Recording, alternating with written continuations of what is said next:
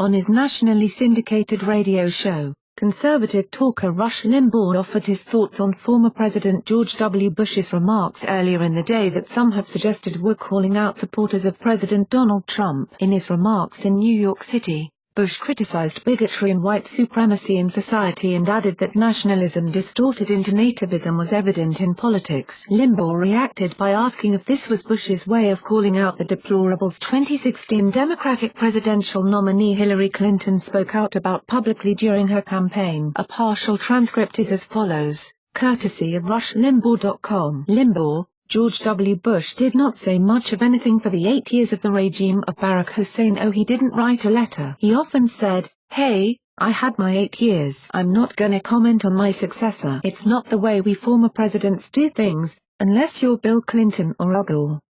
Then you do. But George W. Bush never did. I don't think Bush had anything to say about Clinton when he took over in 2000, and I don't think he had a thing to say while Obama was unwinding his agenda. And this, again, is something I don't understand. If it were me, I just put myself in these guys' shoes. If I were me, and I ever ran for office, it would not be because I want to live in the White House, want fame, want power. It would be because I am obsessed with advancing my agenda and building America or reforming it to be what it should be, and why I thought that I could get elected. And if I did get elected, and if I had any kind of success at all, I don't know how I would just be able to sit by silently and watch somebody lie about it and unravel it. But that's the rule, and that's what ex-presidents do. And, now, Obama is perceived as doing that, but he really isn't. Obama is guiding, Obama is instrumental in all of these efforts to undermine Trump. He's just not seen. He doesn't do it personally. He doesn't go on television personally and do it. He has surrogates. Many of his surrogates are still deeply embedded in the bureaucracy known as the deep state. Eric Holder and all these other holdovers are still out there, and they're doing everything they can to undermine what Trump wants to do. But George W. Bush never did. Never any of that. But all of a sudden George W. Bush feels compelled to speak out. So we have 3 sound bites from New York City this morning, a conference hosted by the George W. Bush Institute. It's an adjunct of the George W. Bush Presidential Library, which is on the campus at SMU, and here we have 3 bites. Here is the first of 3. George W. Bush: bigotry seems emboldened. Our politics seems more vulnerable to conspiracy theories and outright fabrication. We've seen our discourse degraded by casual cruelty. At times, it could seem like the forces pulling us apart are stronger than the forces binding us together. Argument turns too easily into animosity. Disagreement escalates into dehumanization. We've seen nationalism distorted into nativism, forgotten the dynamism that immigration has always brought to America. Limbaugh: well, okay, the dynamism that immigration has brought to America. I have a stat. I saw this the other day. It's one of these things I knew but I didn't know. I said, yeah. It shocked me, but then when I stopped and thought about it, it had to be true. The U.S. immigrant population has hit a record 43.7 million in 2016. 1 out of 5.5, 1 out of 5.5 Americans is an immigrant, legal and illegal combined. 1 out of 5. That's not dynamism. That is an invasion that has been ignored and you might even say covered up. It is a trend that a majority of Americans oppose, and that's why Donald Trump was elected. But that's not it. George W. Bush says, bigotry seems emboldened. Too much bigotry out there. Our politics seems more vulnerable to conspiracy theories only on Twitter and outright fabrication. That's the drive-by media, Mr. President. They're the ones making stuff up. We've seen our discourse degraded by casual cruelty. I know that all of this stuff is aimed at Trump, but in truth, who could lay all of this at the feet of the Democrat Party, the American left, the media? At times it could seem like the forces pulling us apart are stronger than the forces binding us together.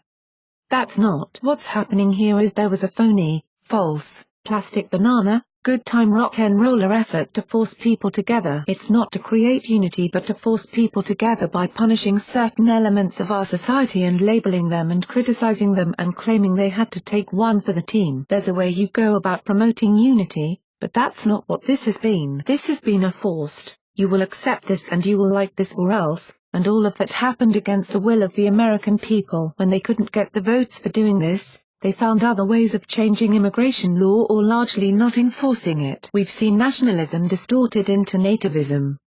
So George W. Bush is. He's calling out Trump voters here and Trump. Here's the next bite. There are two more together. George W. Bush, America has experienced a sustained attempt by hostile power to feed and exploit our country's divisions. Limbaugh, oh. George W. Bush, according to our intelligence services, the Russian government has made a project of turning Americans against each other. This effort is broad, systemic, and stealthy. It's conducted across a range of social media platforms. Limbaugh, holy smokes. Are you kidding me? The Russians have infiltrated our politics. The Russians have been trying to infiltrate and they've succeeded college campuses for decades. But this, America has experienced a sustained attempt by a hostile power that's Russia to feed and exploit our country's divisions. It's conducted across a range of social media platforms.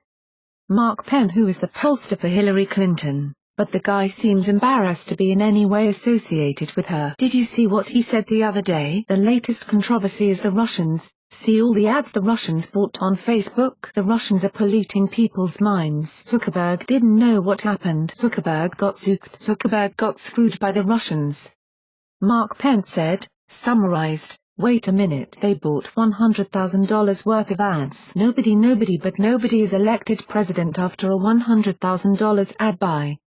But who turned social media into something that's so relevant rather than what it is? Social media has become a source of authority for the drive-by media, and so they're very interested in what happens there. And here's, we've got time for the third bite. This is it. George W. Bush, our identity as a nation, unlike many other nations, is not determined by geography or ethnicity, by soil or blood. Being American involves embrace of high ideals and civic responsibility. We become the heirs of Thomas Jefferson by accepting the ideal of human dignity found in the Declaration of Independence. We become the heirs of James Madison by understanding the genius and values of the U.S. Constitution. We become the heirs of Martin Luther King Jr. by recognizing one another not by the color of their skin but by the content of their character. This means that people of every nation, race, ethnicity can be fully and equally American. It means that bigotry or white supremacy in any form is blasphemy against the American creed. Thank you, Rush.